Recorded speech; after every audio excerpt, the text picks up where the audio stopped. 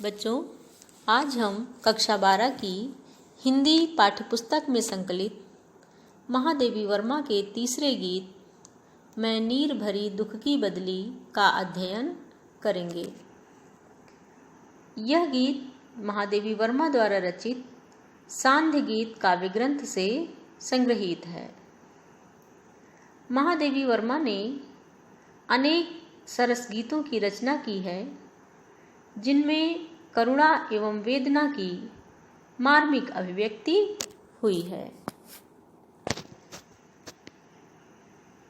साहित्य और संगीत के मणिकांचन संयोग द्वारा गीत विधा को महादेवी जी ने चरम उत्कर्ष पर पहुंचा दिया है।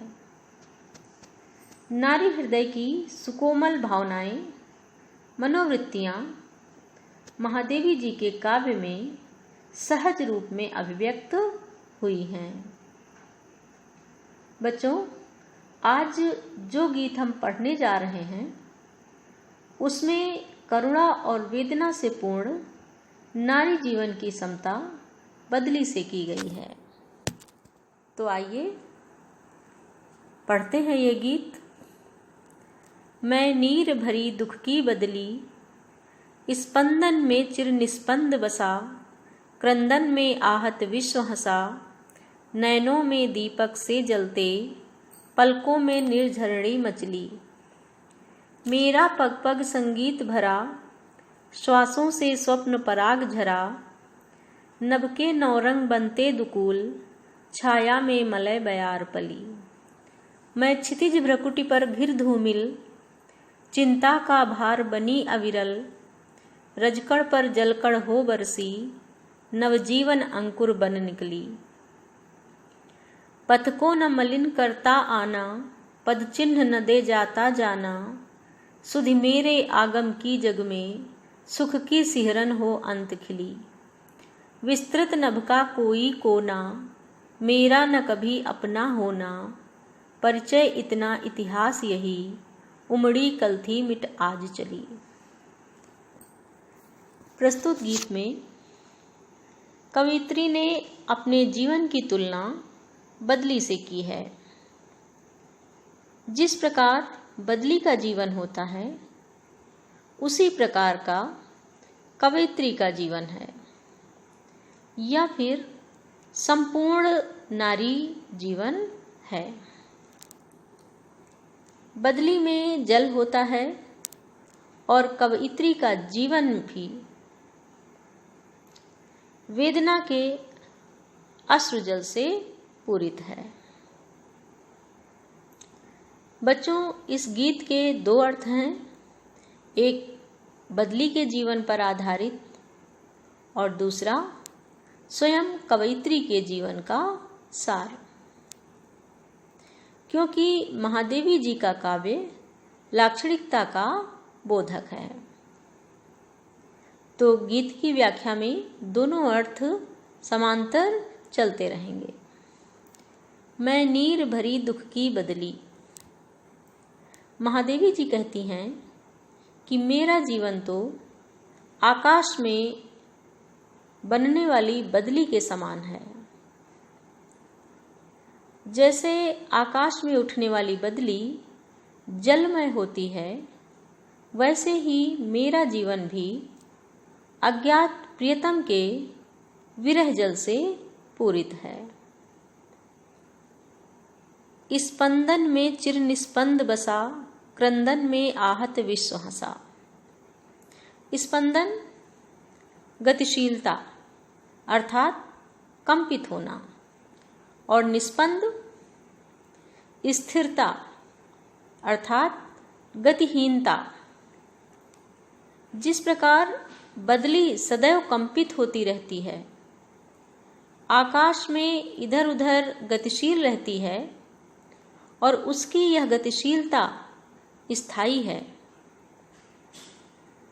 अर्थात बदली एक जगह नहीं रुकती, और उसका ना रुकना उसके जीवन का सदैव स्थायीपन है।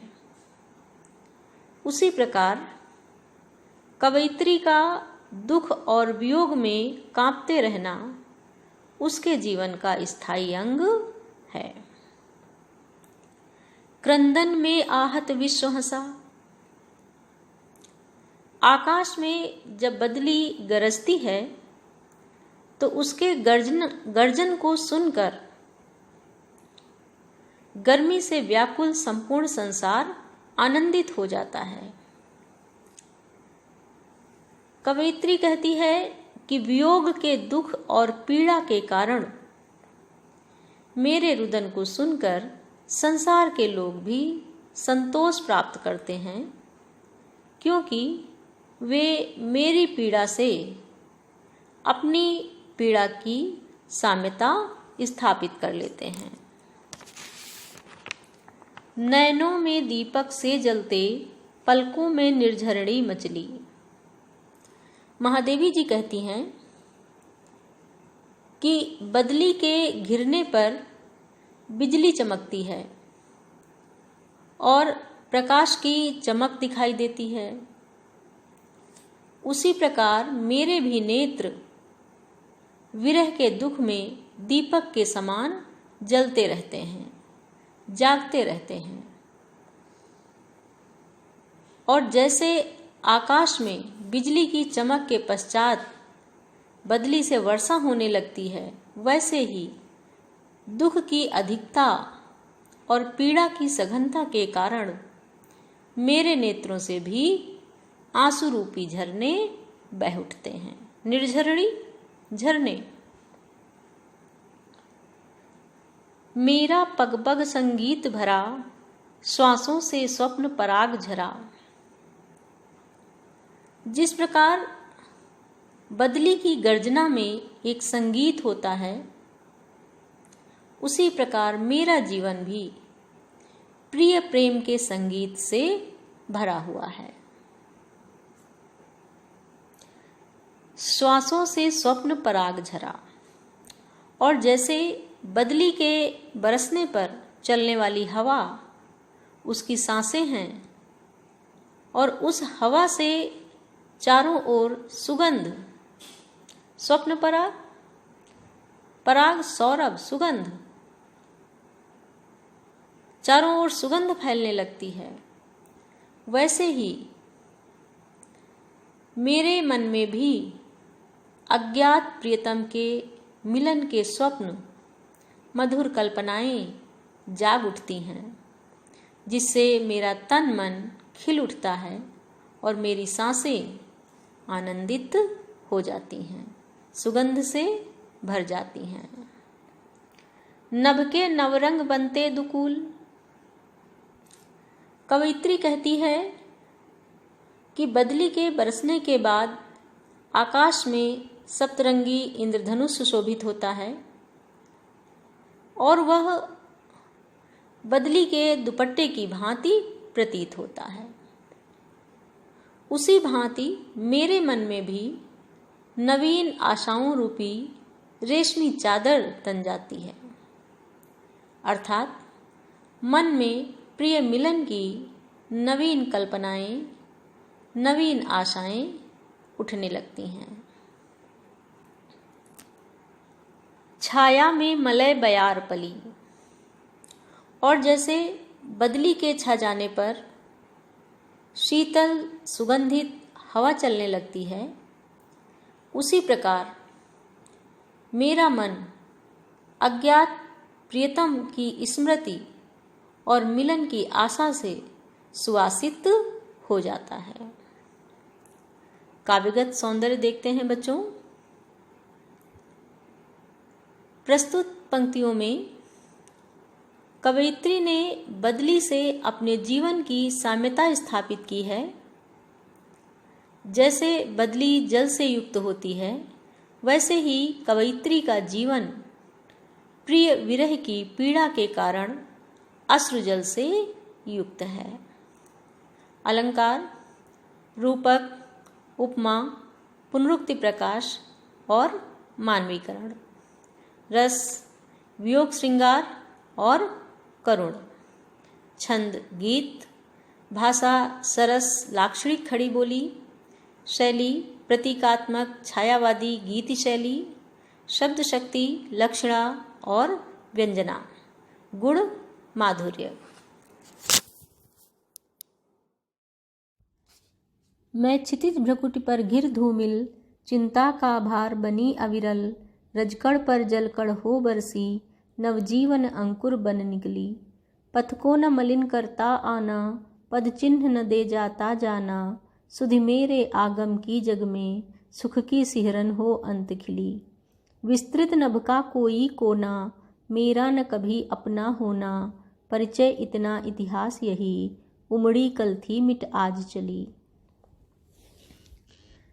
प्रस्तुत पंक्तियों में कवयित्री ने बदली के बनने और बरसने की प्रक्रिया का अपने जीवन से रूपक बांधा है।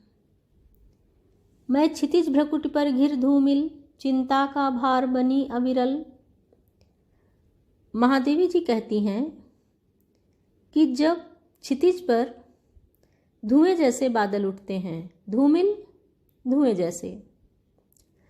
जैसे बादल उठते हैं, तो वे जल के भार से घिरे होते हैं, क्योंकि उनमें जल भरा होता है। और जब यह जल सघनतम हो जाता है, अविरल सघन, विरल दूर दूर फैला हुआ और अविरल सघन या घना, जब यह जल सघन हो जाता है तो रजकण पर जलकण हो बरसी, नवजीवन अंकुर बन निकली। तो बदली जल की बूंदों के रूप में धूलकणों यानी धरती पर बरस पड़ती है। और जब धरती पर पड़े बीज इस जल का स्पर्श पाते हैं तो उनमें नवीन अंकुर फूट पड़ते हैं और सर्वत्र हरियाली छा जाती है।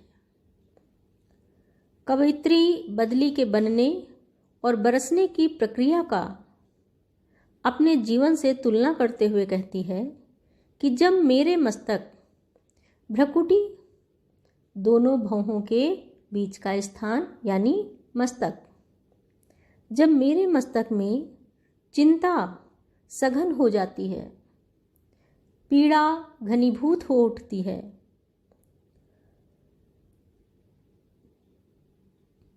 और उससे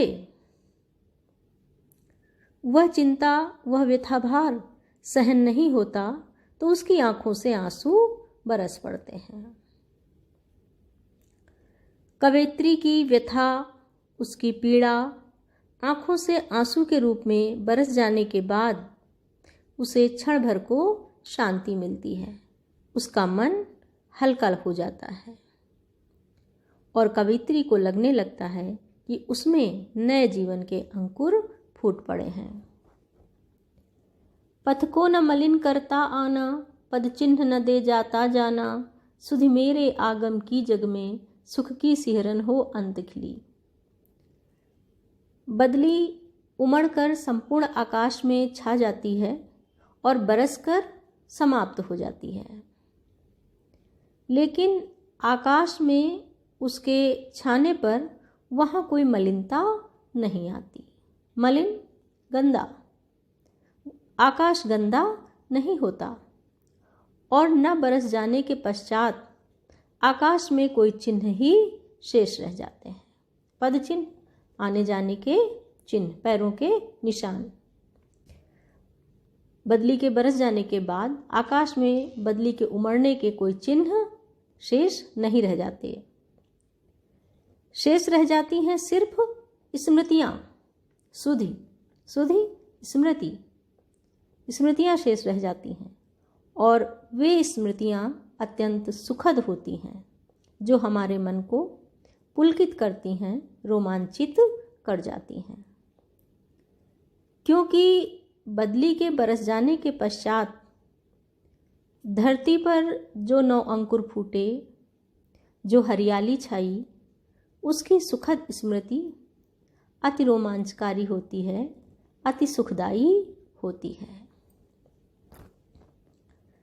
कवयित्री का आशय है कि संसार में उसके आने पर कुछ विशेष फर्क नहीं पड़ता है। और न ही उसके चले जाने पर कोई रिक्तता आएगी। उसके कोई पद चिन्ह तक शेष नहीं रह जाएंगे। रह जाएंगी तो सिर्फ स्मृतियाँ। और ये स्मृतियाँ क्या हैं? उसकी पीड़ा, उसकी वेदना, जो उसके काव्य सृजन में अभिव्यक्त हुई है, उसके गीतों में अभिव्यक्त हुई है। कवयित्री की पीड़ा और वेदना से पूर्ण रचनाओं को पढ़कर संसार के लोग पुलकित होंगे, प्रसन्न होंगे। इस पंक्ति के द्वारा महादेवी जी ने अपनी रचनाओं की अमरता की ओर संकेत किया है। विस्तृत नभ का कोई कोना, मेरा न कभी अपना होना, परिचय इतना इतिहास यही, उमड़ी कल थी मिट आज चली। कवयित्री बदली के माध्यम से अपने जीवन की व्याख्या करते हुए कहती है कि बदली उमड़कर पूरे आकाश में छा जाती है, लेकिन आकाश का कोई भी कोना उसका अपना घर नहीं बन सकता। और यह जानते हुए भी वह आकाश में उमड़ती घुमड़ती है और बरस कर नवजीवन प्रदान कर चली जाती है। उसका परिचय, उसका इतिहास यही है कि वह कल उमड़ी थी और आज जल बरसा कर समाप्त हो गई, मिट गई। कवयित्री भी इस संसार के किसी कोने को अपना घर नहीं कह सकती। कवयित्री कहती है कि मेरे जीवन का परिचय और इतिहास यही है कि मैं कल इस संसार में आई थी और अब यहाँ से जा रही हूँ। काव्य सौंदर्य। इस गीत में महादेवी वर्मा ने अपने जीवन की तुलना बदली से करते हुए अपनी वेदना को अभिव्यक्त किया है। गीत के अंतिम अंश में मानव जीवन की नश्वरता का चित्रण किया गया है। निराशावादी दृष्टिकोण, जीवन के प्रति अनास्था का स्वर गीत के अंतिम अंश में मुखर हुआ है। रस, वियोग, श्रृंगार और करुण, छंद, गीत, भाषा सहज, सरल, खड़ी बोली, शैली, छायावादी गीत शैली, अलंकार, उपमा, रूपक और अनुप्रास, शब्द शक्ति, लक्षणा और व्यंजना, गुण, माधुर्य।